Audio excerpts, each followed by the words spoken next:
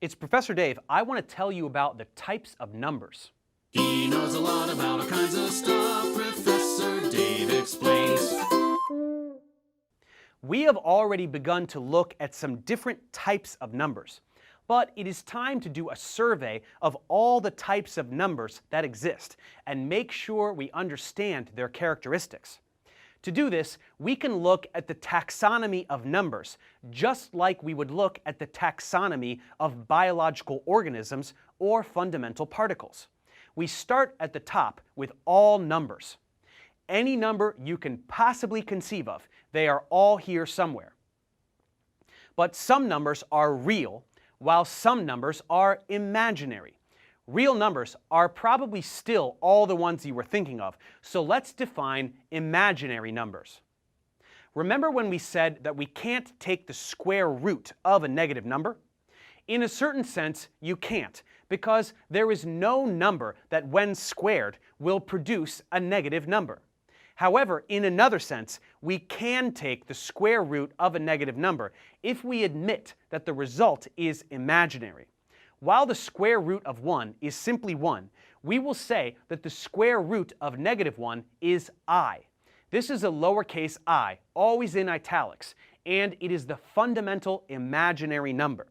The square root of -4 would be 2i, because -4 is equal to 4 times -1. So this radical could be split up into root 4 times root -1, which is therefore 2 times I, or 2i.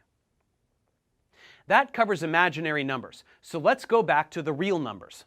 Within the category of real numbers, there are two subcategories, rational and irrational. Rational numbers are defined as any number that can be expressed as the ratio of two integers. 3/2, 93/604. You just make a fraction, put any integer on top and any integer on the bottom, and you've got a rational number. The number on the bottom can also be 1, so all the integers themselves qualify as rational numbers. The only number that can't go on the bottom is 0, as that will yield a value that is undefined. Now, what are these irrational numbers? Given the definition of a rational number, clearly an irrational number is one that can't be expressed as the ratio of two integers. But what could these numbers be? Irrational numbers are ones that have non-repeating decimals that are non-terminating, meaning they continue forever with no pattern. The square root of 2 is such a number. If we plug this into a calculator, it will tell us that the answer is 1.4142, etc., etc., but no matter how many digits your calculator displays, it's not giving you the full story. This number extends forever, which means we can never list the square root of 2 as a decimal and be infinitely accurate, the way we can with 3/2. 3/2, or 1.5, is exactly 3 over exactly 2. If we try to approximate root 2 this way, we can get very close with something like 665,857 over 470,832. But it's not exactly right, and when we square this number, we get something just ever so slightly larger than 2. No matter how precise you try to get with this ratio, you will never quite get to the true value. Now, you might be wondering, if we can't write out this number no matter what we do, doesn't that make this number imaginary? The answer is no. Nature is very clear in communicating to us that numbers like root 2 do indeed exist. If you make a right triangle that has legs with a length of 1, the third side will have a length of root 2. This triangle exists, so root 2 exists. It is a real number. It is simply irrational. When it was discovered by the ancient Greeks that irrational numbers must exist, all hell broke loose as it threatened the mystical notion that the world of numbers must obey a divine perfection.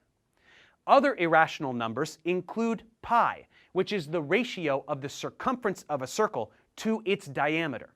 We all probably know the first few digits of pi, which are 3.14159, yada yada yada. Again, This number never ends, with no pattern whatsoever in the digits. And it's not for lack of trying. Mathematicians have checked. With computers, we can calculate pi out to literally trillions of decimal places, and the numbers are random throughout. Once again, even though pi is irrational, it is a real number because circles are real, and all circles have a circumference. But we will get to triangles and circles when we start looking at geometry right after this. Let's quickly mention that there are numbers with non-terminating decimals that are actually rational. Take, for example, 1/3. If we convert this to a decimal, we get 0.3, with the 3 repeating forever. Although the 3's go forever, this is a pattern. It's 3, then 3, then 3, and so forth. When decimals extend forever, but in a pattern like this, they are actually rational, because they can indeed be expressed as the ratio of two integers, in this case 1/3. Another example would be 1/9, or 0.1 repeating.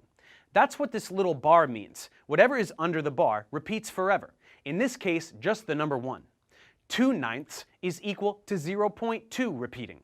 And this continues all the way up to 9/9. That would be 0.9 repeating. And this is absolutely equivalent to 1. To prove this, we can rationalize that if the 9's extend forever, then there cannot be any number in between this number and 1, and they therefore must be the same number. There are other numbers with non-terminating decimals in a pattern of 2 or 3 repeating digits, or more. These are all rational numbers that are simply the decimal versions of some fraction.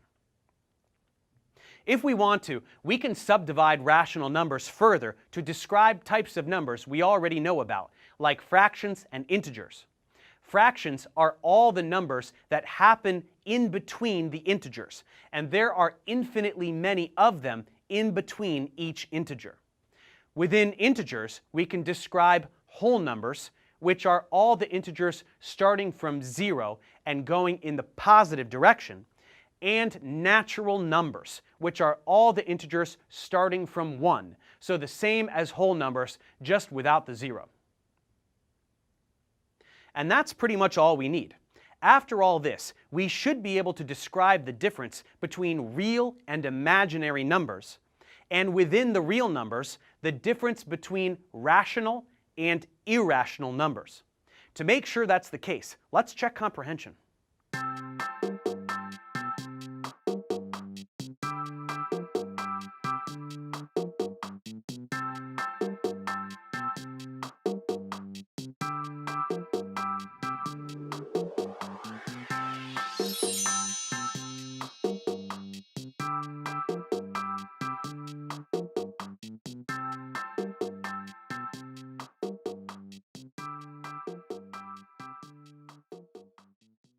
Thanks for watching, guys. Subscribe to my channel for more tutorials. Support me on Patreon so I can keep making content. And as always, feel free to email me, ProfessorDaveExplains@gmail.com.